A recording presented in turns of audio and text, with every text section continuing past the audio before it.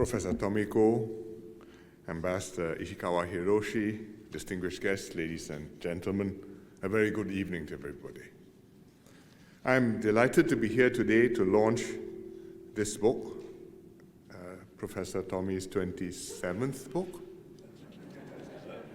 The Land of the Rising Sun and the Lion City, the story of Japan and Singapore. Next year, Singapore and Japan celebrate the 60th anniversary of our diplomatic relations, and it's a good occasion to reflect on how our bilateral relations began and how we got here. Today, Japan and Singapore enjoy a close and multifaceted relationship. We cooperate in so many important areas of interest. We also enjoy strong people-to-people ties. Last year, nearly 700,000 Singaporeans visited Japan, while nearly 600,000 Japanese visitors came to Singapore. And in this region, Japan plays a significant and valued role. But getting to this point was never a given. The story of our bilateral relationship traced a remarkable arc. The beginning was clouded by tragic circumstances. During World War II, Japan invaded Singapore along with much of Southeast Asia. It occupied Singapore for 3 years and 8 months. During those dark days, the civilian population of Singapore endured great privation. Tens of thousands died of starvation or were killed. I did not live through the war, but my parents did and told me about their experiences. During the Sukching operation, my mother's elder brother was taken away and never came home. My father narrowly escaped being rounded up and shot. Had he not evaded arrest, I would not be here today. This is history that we cannot and should not forget. Every year on February the 15th, the day that Singapore fell to the Japanese in 1942, Singapore marks Total Defense Day with a ceremony at the Civilian War Memorial, where the remains of many of the civilian victims are interred. We commemorate it to mourn the victims, to remind ourselves of what can happen if we fail to defend ourselves, but also to look ahead and resolve not to be trapped by our history. In fact, the building of the Civilian War Memorial in the 1960s was itself an act of reconciliation. As Ms. Lee Hsien Loong said when he unveiled the memorial in 1967, we meet not to rekindle old fires of hatred, nor to seek settlements for blood debts. He called on Singaporeans to look towards the future, to cultivate for us the largest number of reliable and strong friends, Japan being among them. It made sense for both Singapore and Japan to reconcile and cooperate economically. By the 1960s, the Japanese economy was growing rapidly. Japanese manufacturers were starting to export to overseas markets. They were looking for low-cost locations in developing countries to set up plants and increase production. On Singapore's part, we sought investments from MNCs to create jobs for our people, to bring technology and upgrade our capabilities, and to open up markets in developed countries for Singapore's exports. In this spirit of pragmatism, both countries turned the page on history and began a mutually beneficial and highly successful economic partnership. Japanese MNC investments played a significant role in Singapore's development. Once our first few Japanese investments succeeded, many more followed. Companies like Sony, Matsushita, Panasonic, Sumitomo, and Hitachi made major investments here, creating jobs for many Singaporeans. By the late 1970s, Japan was Singapore's largest investor.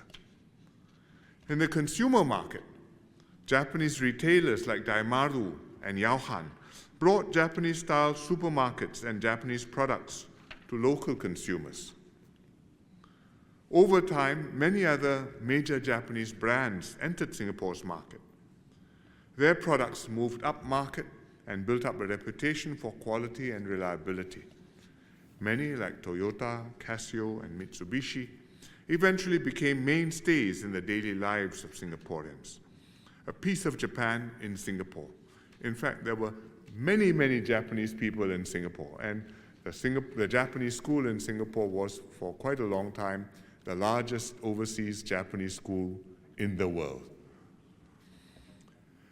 Our cooperation was further enhanced when we signed the Japan-Singapore Economic Partnership Agreement, the JESPA, in 2002. It was Singapore's first free trade agreement with a major trading partner and Japan's first FTA ever. Today, with a multilateral trading system at risk, the JESPA and similar arrangements reassure us that even in a turbulent and hostile world, countries can find reliable long-term partners to cooperate for mutual benefit.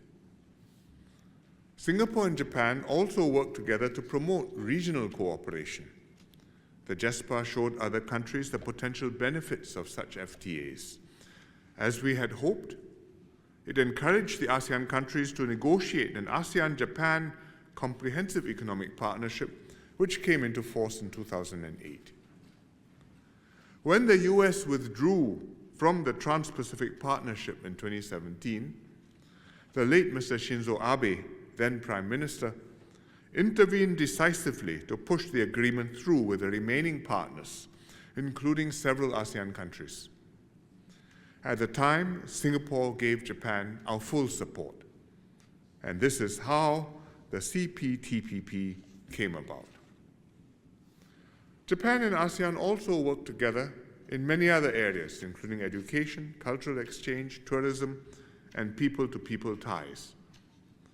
In 1973, Japan was the first country to establish informal dialogue relations with ASEAN. Our cooperation significantly strengthened following the articulation of the Fukuda Doctrine in 1977 by then Japanese PM Takeo Fukuda. And this set the framework for Southeast Asia and Japan to overcome some of the psychological barriers left behind by World War II and to build a relationship of mutual trust. Since then, Japan has been a major contributor to Southeast Asia's development. It has been one of ASEAN's top sources of foreign direct investment. It also contributed more than 20 trillion yen, or $134 of official development assistance, ODA, to ASEAN over half a century from 1968 till 2022. Their cooperation now extends to food security, cybersecurity, and digital cooperation. In 2023, ASEAN and Japan upgraded their ties to a comprehensive strategic partnership. This record shows how much more both sides can benefit if we continue to upgrade and enhance our cooperation with each other. However, for many years, one area of cooperation remained sensitive and could not easily be broached, and that was security cooperation. This was completely understandable given the history. For the generation who had lived through the war and the occupation, in many countries in East and Southeast Asia, that was a bridge too far. That was why, in the 1977 Fukuda Doctrine, Japan explicitly rejected the role of a military power, even though it stated it had the capability to rearm and to produce nuclear weapons. More than a decade later, when Japan sent minesweepers abroad to support coalition forces in the Gulf War, this was in 1991, many Asians were uneasy. And Mr. Lee Hsien Loong famously said it was like giving a chocolate liqueur to an alcoholic.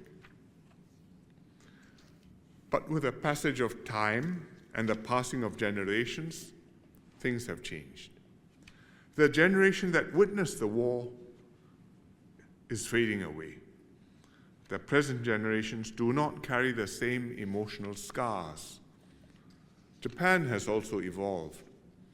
Japanese society today is quite different from what it was pre-war. Japanese people themselves hold very different social and political values than before. Over the years, successive Japanese prime ministers have sought to build trust with the rest of Asia through words and deeds. For example, in 1994, when Japanese Prime Minister Tomiichi Murayama visited Singapore, he laid a wreath at the Civilian War Memorial in a deeply appreciated gesture. The following year, he issued a landmark apology for Japan's wartime actions, a message that was repeated by his successors. Successive Japanese governments have also taken deliberate steps to explain Japan's security posture and to show sensitivity to historical concerns. Most importantly, we now live in a completely different world compared to the pre-war era or the first few post-war decades. There are now 3 nuclear powers in the Asia-Pacific, not counting North Korea. Intense rivalry between the US and China is the key feature of the geopolitical scene. There are tensions in the Taiwan Strait, East China Sea, and South China Sea. And this has shifted attitudes in Southeast Asia and caused countries to rethink their policies on security cooperation with Japan. Thus, over the past 10 years, Japan has gradually played a growing role in regional security cooperation. It began engaging the ASEAN Defense Ministers meeting in 2014. In 2023, Japan and ASEAN strengthened security cooperation, especially in maritime security, cybersecurity, and disarmament and non-proliferation. Singapore welcomes Japan's greater contributions to regional peace and stability. Japan has been a steadfast friend and partner to the region for more than half a century. We share similar outlooks on important issues, including upholding the multilateral trading system and the rules-based international and regional order. The world is entering uncharted waters. Fundamental questions are being raised on long-standing assumptions underpinning defense alliances, nuclear deterrence, and non-proliferation. In such a world, I believe Japan can play a valuable stabilizing role and contribute to the well-being not just of Southeast Asia, but of the wider Asia-Pacific. And that's why I encourage Japan's greater participation in regional security matters in 2022, as Ambassador Ishikawa mentioned, and again at the 2023 ASEAN-Japan Commemorative Summit. As countries seek to secure their own safety and future, we hope that Japan and its Asian neighbors will have the wisdom and the political leadership to continue cultivating friendships and collectively to foster regional peace and prosperity. Singapore is and will always be a trusted and reliable partner for Japan in this joint endeavor. The Japan-Singapore relationship has developed immensely in 6 decades. This remarkable arc of history is made up of countless individual stories. They cover different facets of a wide-ranging ties, friendships and free trade agreements, endeavors and exchanges, people and partnerships. The book captures some of these stories and celebrates the rich tapestry of the shared experiences of 2 countries and peoples. It testifies to the enduring friendship between our nations and populations. I thank Ambassador Tomiko and Ambassador Ishikawa Hiroshi for their dedication in co-editing this book. May it inspire future generations to build upon what has been achieved, to strengthen our friendship and cooperation, and contribute to the success of our 2 countries and the peace and prosperity of the region. Thank you very much.